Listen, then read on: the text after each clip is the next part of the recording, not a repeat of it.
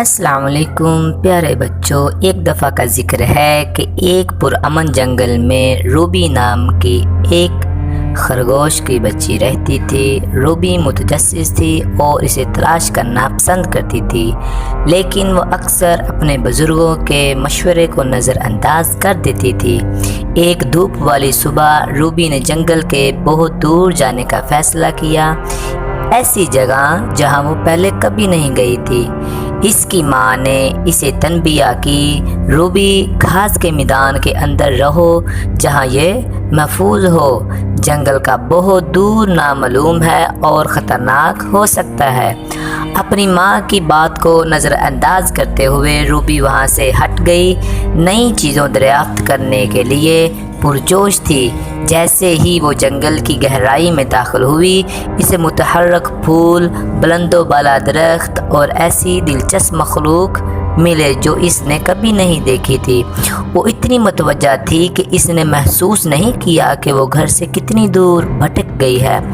اچانک روبی کو احساس ہوا کہ وہ کھو چکی ہے۔ جنگل جو کبھی حیرت سے بھرا ہوا تھا، اب اندھیرا اور خوفناک لگ رہا تھا۔ اس نے واپسی کا راستہ تلاش کرنے کی بہت کوشش کی، لیکن ہر راستہ ایک جیسا دکھائی دے رہا تھا۔ وہ گھبرانے لگی، اس کا دل دھڑکنے لگا جب اس نے مدد کے لیے پکارا۔ اسی وقت ایک الو نامی ایک بوڑھے عقل مند الو نے اس کے رونے کی آواز سنی۔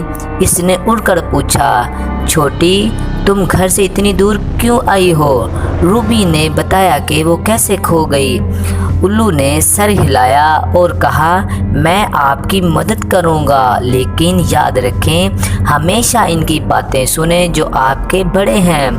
الو نے روبی کو گھاس کے میدان میں واپس جانے کی ہدایت کی جہاں اس کی پریشان ماں منتظر تھی۔ روبی کو اپنے بزرگوں کی بات سننے کی اہمیت کا احساس ہوا۔ اس دن سے اس نے زیادہ محتاط رہنے اور ان کے مشوروں پر عمل کرنے کا وعدہ کیا۔ روبی نے سیکھا کہ جہاں تجسس شاندار ہے، وہیں محفوظ رہنا اور ان لوگوں کو سننا بھی ضروری ہے جو ہم سے پیار کرتے ہیں اور ان کی حفاظت کرتے ہیں۔ اور اسی طرح روبی ایک عقل مند خرگوش کے طور پر بڑی ہوئی، حیرت اور احتیاط دونوں کے ساتھ جنگل کی تلاش کرتا رہی۔